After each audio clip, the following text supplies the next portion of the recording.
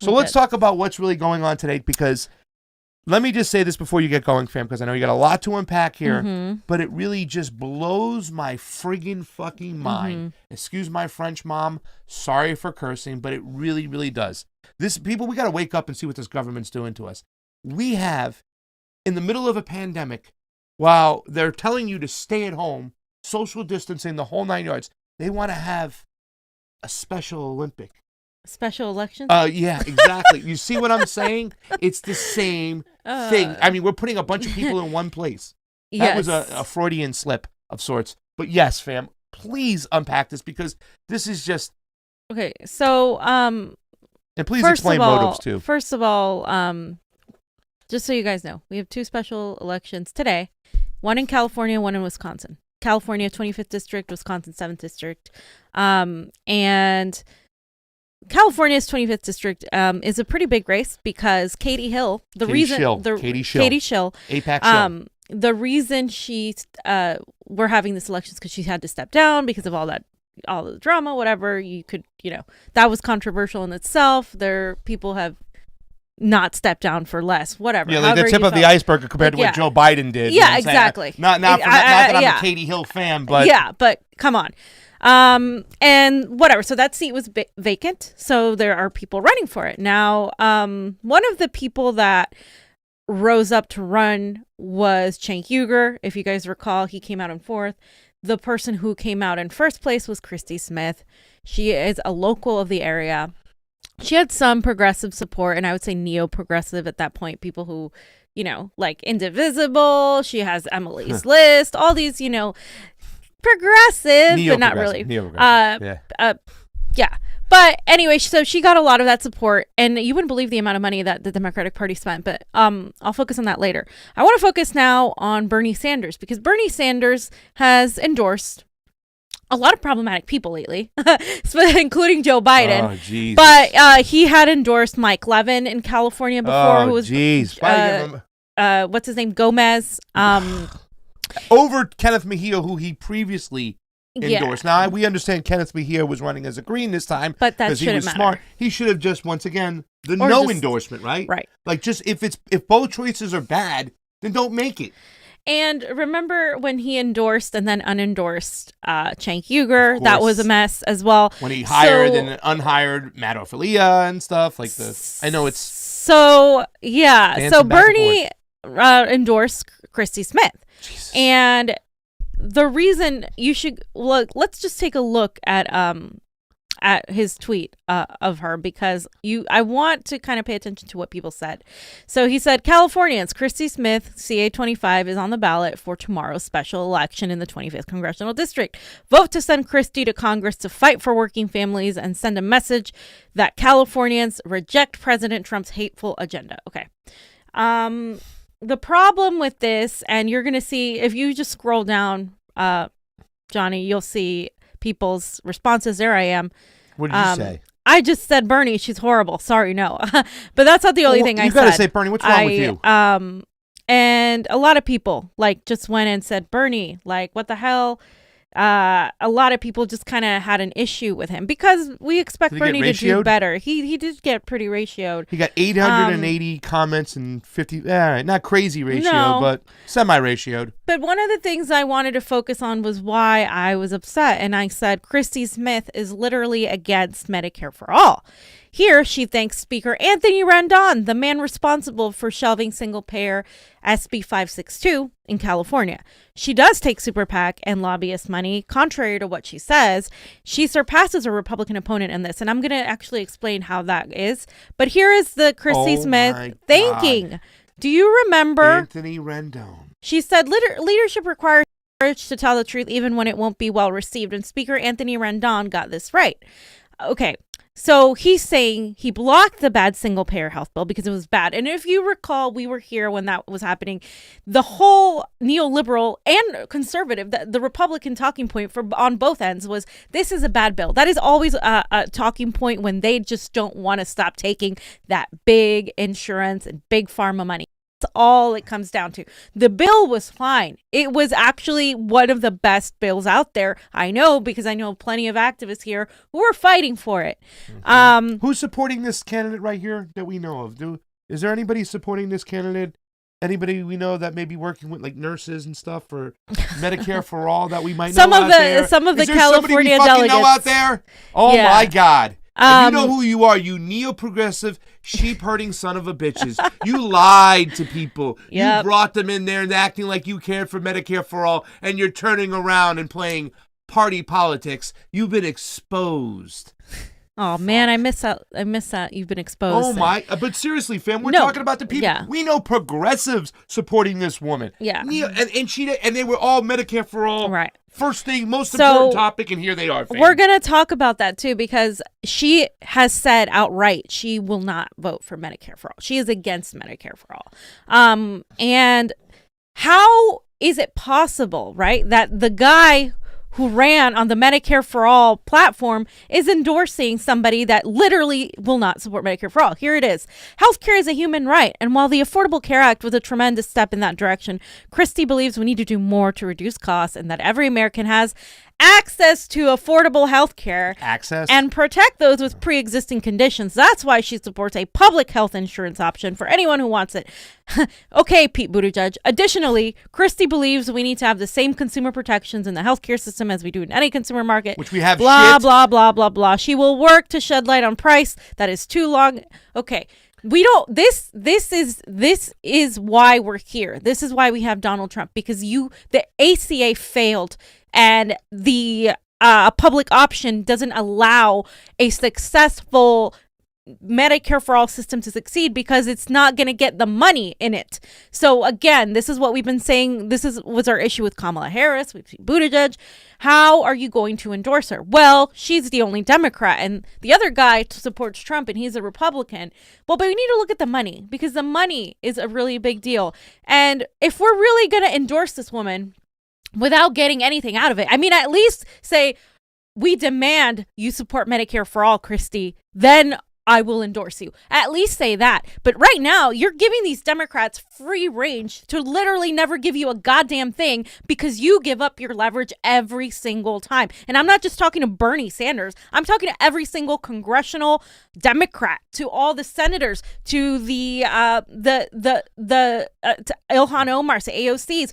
What are we getting out of these people before we give them our endorsement? And I mean, this woman has been endorsed by several people, and I kind of want to go over to can I say something too real quick too, because yes. You showed that Anthony Rendon thing and somebody just said right below it said, what is Garcia's position on this?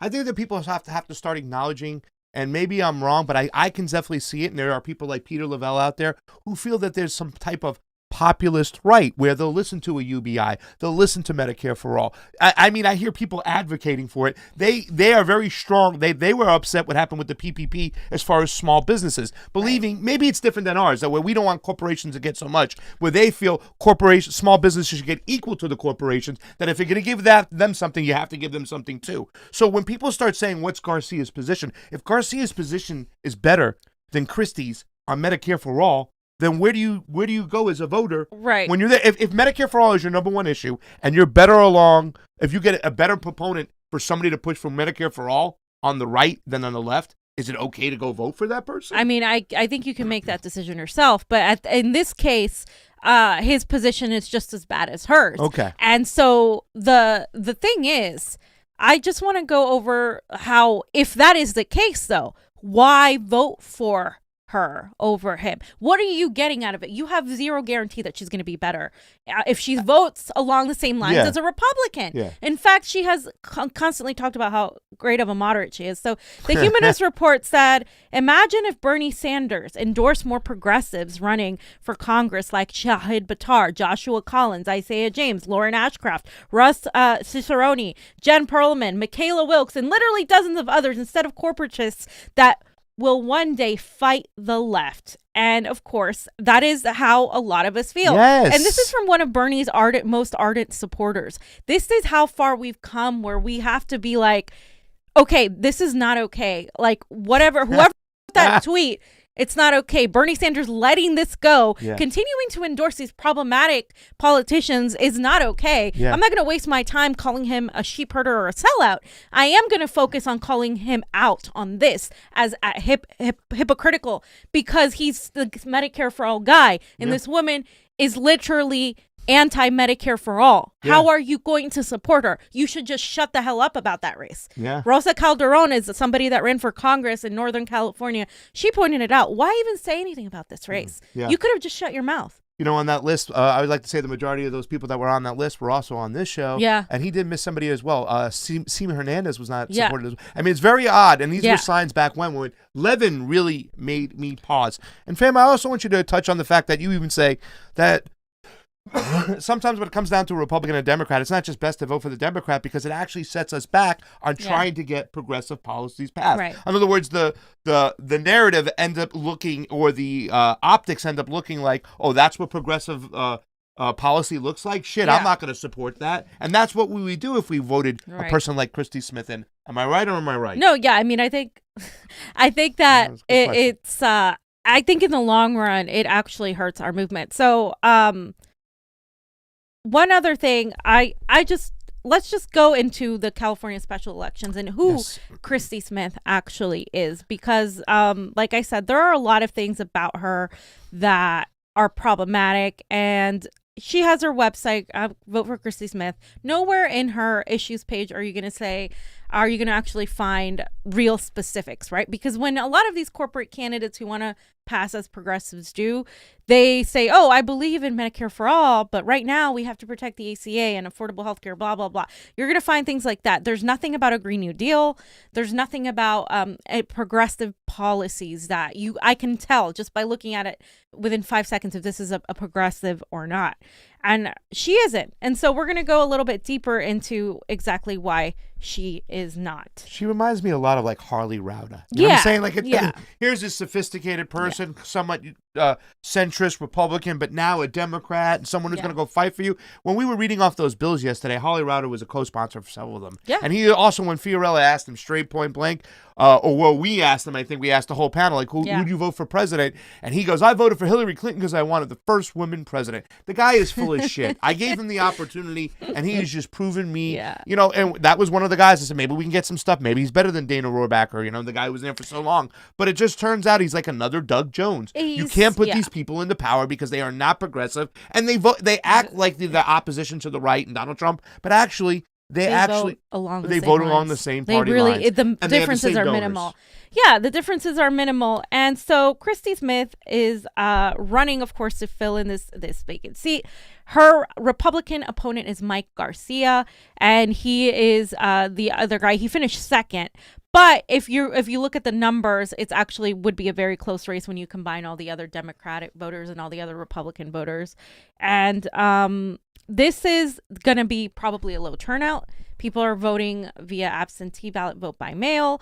Most of us didn't even know about this race, like that it was going to continue because of the pandemic. Done very quietly. Yeah. That's why I'm so bewildered of sorts. Well, like, we're still on lockdown. This is LA County. Well, we're still on lockdown, but we're starting to reopen. But of course, we only reopen or continue primaries depending on if Bernie Sanders is looking like he might win. Because if you recall, they were trying to like close this down. If a progressive, not just him, but if a progressive has a chance to be somebody, but listen, if you reopen the economy and you let barbershops and nail shops open, how many people are you gonna have in a building at one time? We're talking about a friggin' election here, fam. Yep. This is ridiculous. You know what I'm saying? So this is ridiculous. Santa Clarita covers Simi Valley, Porter Ranch, part of Palmdale. It's a conservative congressional district, so latte liberalish. A lot of the people running have said, well, it's a conservative district, what do you want her to do, blah blah blah. But if you actually understand politics, you understand that Republicans and conservatives and independents, oftentimes if you talk to them like Bernie Sanders did in 2016, you can get them on board with a lot of the things that progressives want. Tulsi Gabbard was somebody that was able to get libertarians on board with Medicare for all, with like environmental protections. I mean, you just got to know how to like deliver the information. I'm not thinking you that don't somebody lie, can go, but you just really like focus on what you're talking about and explaining it specifically. I think what you're talking about there, why couldn't somebody go to the Republican and say, hey, give us these wedge issues that we want, promise us, and I'm sorry to step on your toes there, because it just makes me think it's like the way she was able to channel those people in. If we could get something out of the Republican over the Democrat, if we can get municipal internet, why not take it? You know what I'm saying? Like, okay, I mean, hey, this is one thing right there. It would be hard because a lot of the times it's, people, just like the Democrats fall in line, they fall in line with saying no. Yeah, but there are some people that might be different. I'm not saying it's not pockets possible. Now, though, where we can see that, like, Kim I think that's Iverson was more on this show, and she said we're more likely to get more out of Donald Trump than we are of Joe Biden. But Mitch McConnell and them won't let him. So that's the other. There are differences in the right, just like there are on the left. And so she was posting about a GoFundMe instead of supporting Medicare for all, right? Because that's her solution. Please, everybody, support people's GoFundMe for medical needs, because I'm not going to pass Medicare for all. Which is disgusting. And so she had all that, and then no matter who wins in this match, by the way, whoever wins is going to have to rerun in November. Okay. Because this is only temporary to fill the vacated seat. So who are they going to run against, though? I don't understand how they'll do it. They fill the vacated seat. Yeah, and those usually people have a jungle primary, run. But who's going to run then? The same two people get to run again? Yeah. So in other words, this is the jungle primary. They can run here and they run again. They already ran the jungle primary with like Cenk Uygur and all those Republicans. In other words, this election, it's just for the remaining months. And then they run the same election for the actual November. Yeah. So it's like a double header. Yeah, it's really weird. This is like not a normal Why do they have to vacate happen. this? I don't. Sorry, I don't want to. Bad question. Don't want to get down that rabbit hole of why they have to vacate the seat now. I just quickly want to go over who endorsed her: the LA Times, Indivisible, Nancy Pelosi, Dianne Feinstein, Kamala Harris, Gavin Newsom. The Times editorial board wrote Smith is a centrist, pragmatic Democrat who, in just a year in the legislature, has distinguished herself as an elected official more interested in pushing good policy than playing politics, something we'd like to see more often in Congress. We recommend that voters choose her on March 3rd and that they do so twice. And so, sarcasm in that voice it's just a little dip there because I want to talk about open secrets because I love open secrets. It's your fave, right? Yeah. So open secrets, you have to know how to look for the information, because she likes to say she doesn't take any lobbyist or PAC money. PAC money, yeah. But let's look at her money, first of all. Let's look at the amount of money she gets compared to Mike Garcia, who's a Republican. Look at the comparison in money from ideological. Graph, right? Yeah. Right. There's a lot more money put into her than there's been put into him. Okay. That's not necessarily an indicator of everything, but it is an indicator of which special interests are being put in regarding this race, because the Democrats have a lot of special interests in this race. Let's look exactly at how much money outside spending, and this is really big. So the blue is CHRISTIE Smith and the red is Mike Garcia. Look at how much money she has in comparison. And this is even Katie Hill had a lot less, and Cenk Uygur. Dude, she's loaded. She's loaded, right? And if you guys think this is all like small individual contributions, not really. Here's the lobbyist part of the open secrets. And you can see exactly where hers mostly ideological comes from. Single issue. And finance is pretty big. 125,000. The community/electronics. Okay, it doesn't seem too troubling, but when you start adding this up, this right here is because of these single issues are like single issue PACs. And of course, you look at Mike Garcia. It's kind of a general breakdown. He has a decent amount from that same. He gets some money from finance and real estate up there too. So that's finance and real estate are always cautious to me. It's like, all right, you're gonna help developers out. That means you're gonna work against segregation and all that shit. Not that you're gonna actually be for. You know what I'm saying? Exactly. And really quickly, here it is. I wanted to read the outside groups that have donated to her, and to this race in general, but specifically to her. The DCCC spent $1.7 million supporting Smith. It released 30-second ads targeting Garcia's stance on healthcare and his relationship with big corporations. The Democratic House Majority PAC spent another $502,000 on this race. And you can also see the National Republican Congressional Committee spent a lot of money on him as well. It just, to me, this looks like two rich sets of rich motherfuckers throwing in as much possible money into these two corporate candidates. I don't think any one of them is better, but I mean, the amount of money that is being poured into a race is kind of like troublesome to me. You know, the D-Trip thing is funny too. It seems a lot. Yeah. Remember when we asked Holly Rauter and he was like the D-Trip? He's like, sometimes the D-Trip gets it wrong. Sometimes it gets it right. In this particular case. And then we found out later on he was getting that money from the D-Triple-C. Yep. And the D-Trip is always getting it wrong. They're not like cool because you call them the D-Trip. If you see the D-Trip funding someone, that's a neo-progressive at best.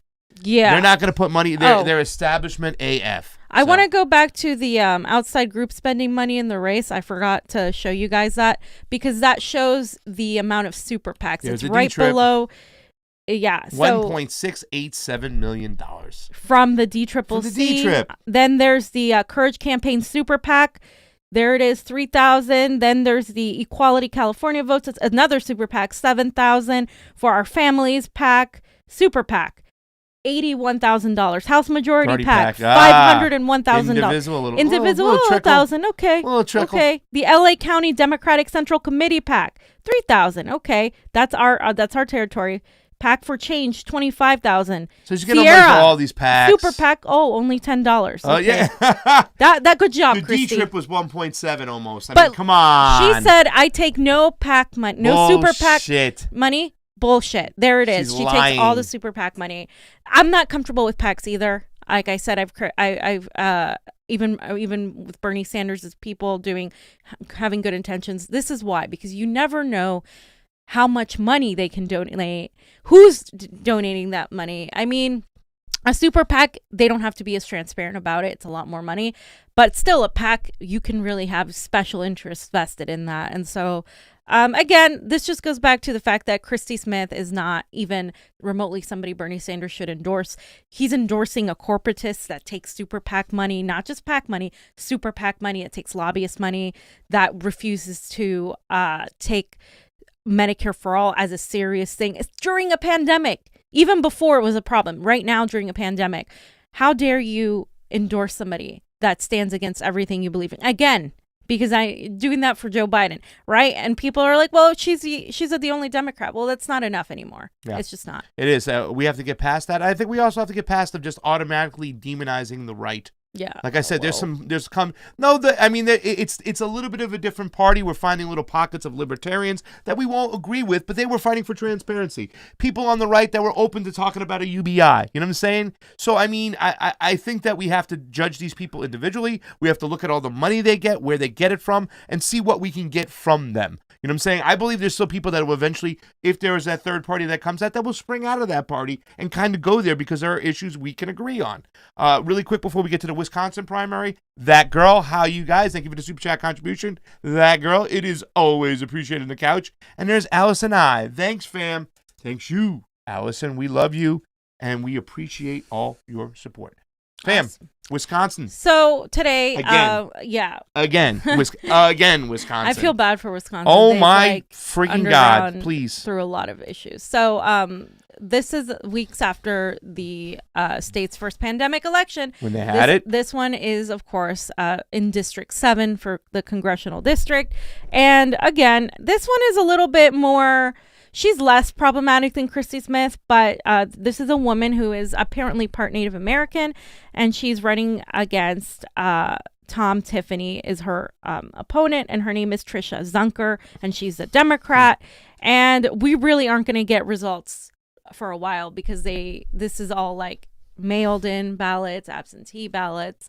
We're really not going to know for a few days what the latest numbers are. So it seems like the Republicans doing the same thing as the Democrats on the right here in Wisconsin, kind of forcing an election which they know a lot of people, they want a progressive turnout coming out because it's under the eyes of the pandemic. So and she got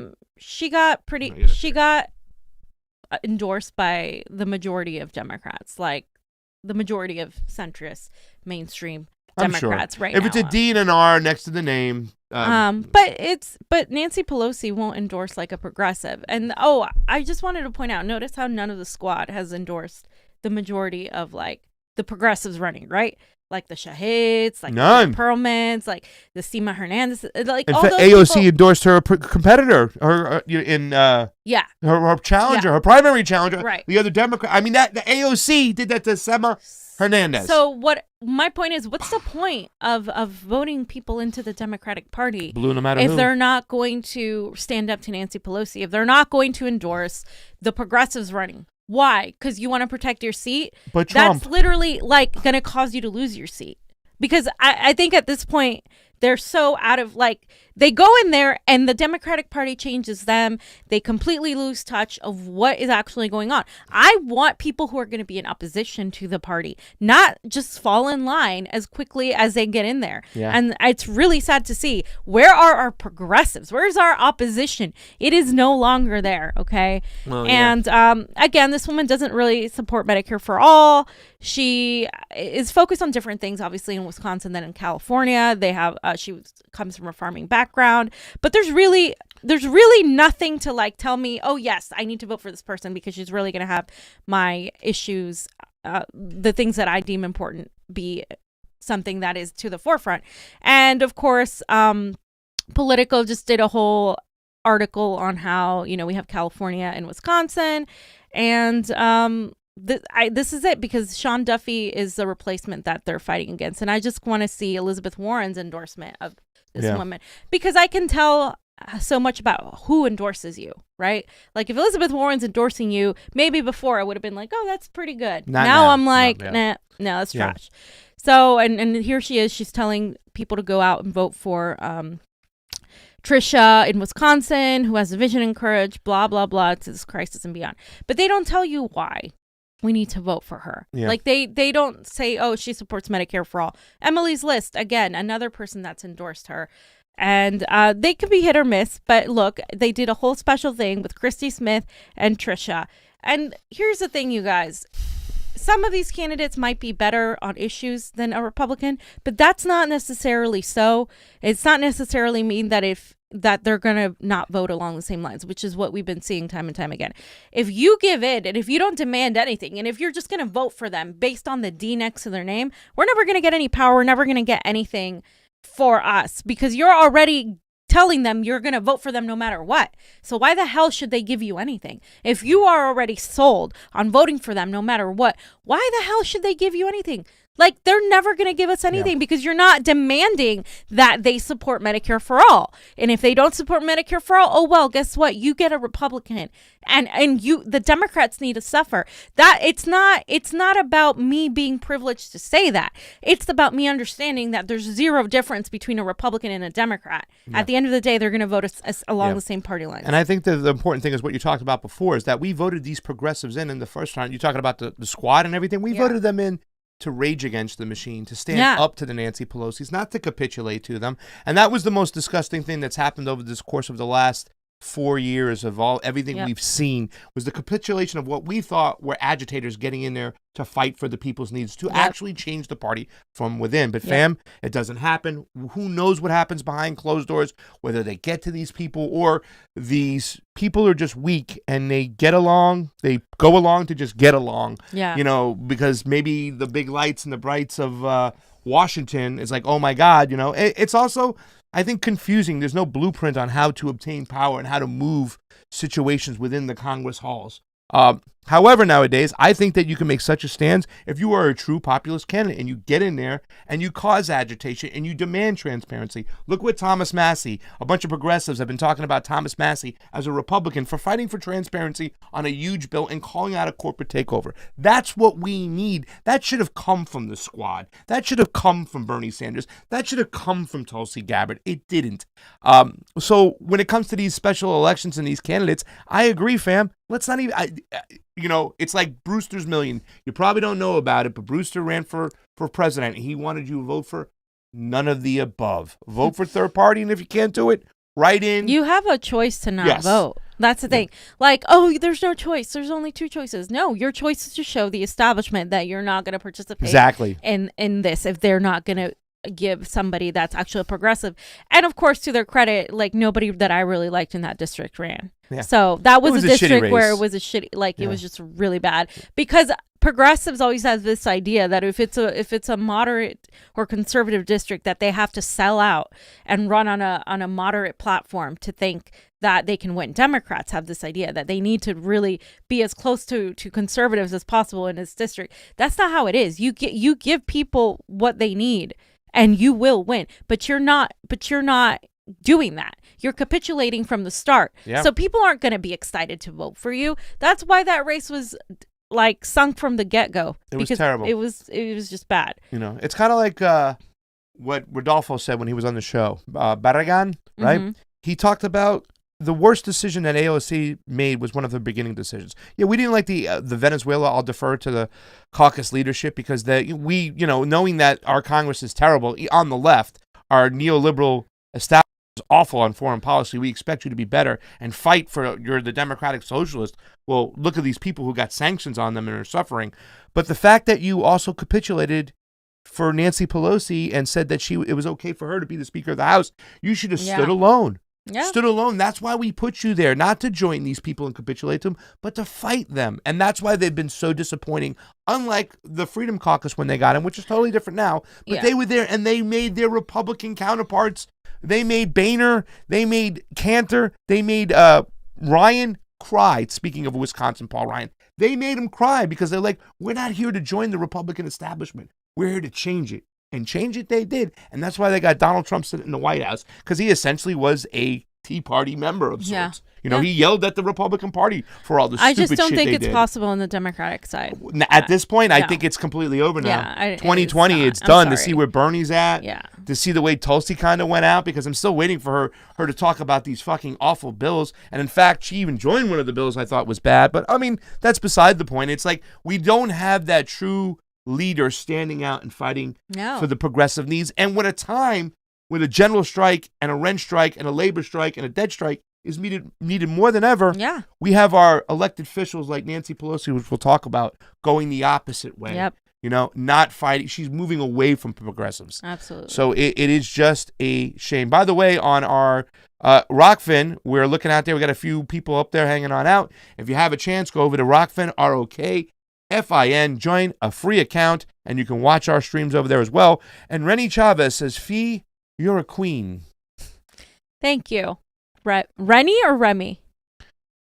Because I don't know. Rennie Chavez. Rennie. Okay. Thank you, Rennie. Yes. Rennie. I will remember that. Rennie. Rennie. Did you want to talk about Tom Tiffy real quick? No, he's just the Republican. The Republican running in Wisconsin. I mean, that's a tough. Again, they're both two corporate Republicans. Yeah. Here is Donald Trump's endorsement of him. He is a strong on crime, the border, and the Second Amendment. But why do you talk about a Wisconsin guy being strong on the border? He's on the north border. You freaking. That's how stupid. Strong on the Canadian border, because Canadians really want to come in here for no health care and no UBI. Keep Tom the Canadians has out. Deep roots in Wisconsin, is a big tax cutter, and will help me drain the swamp. Tom has my complete and total endorsement. Vote for Tom Tiffany. Okay, here's the thing. Trump and Tom. Trump isn't draining the swamp. That's the problem. That's exactly the problem. And just real quick, look at their open secrets. Their open secrets just pretty much shows that Tom Tiffany has a lot more money behind him, so he's likely to win. And he has a lot of corporate money. House Freedom Fund. He has. There's one really, really bad one that I saw. Which one was that? God, where is it? The House Freedom Fund was one of them. The mutual life insurance. There's a few of them. And I want to see Trisha. Trisha it's pretty much just your regular PACs. She's got a lot from the state of Wisconsin. She's got support all up and down the state. She's got some PACs in there. Nothing too crazy. Nothing too bad. No D-trip money over there for But the she's favored, not neoliberal enough. No. The favored candidate to win is Tom Tiffany. So well, it's Wisconsin. They got other Wisconsin Republicans. I spent some time up there opening up a restaurant. they're not like hardcore. No, there's a lot of Republicans. independents. They're center leading right. Yeah. There's a lot of independents and libertarians. Yeah.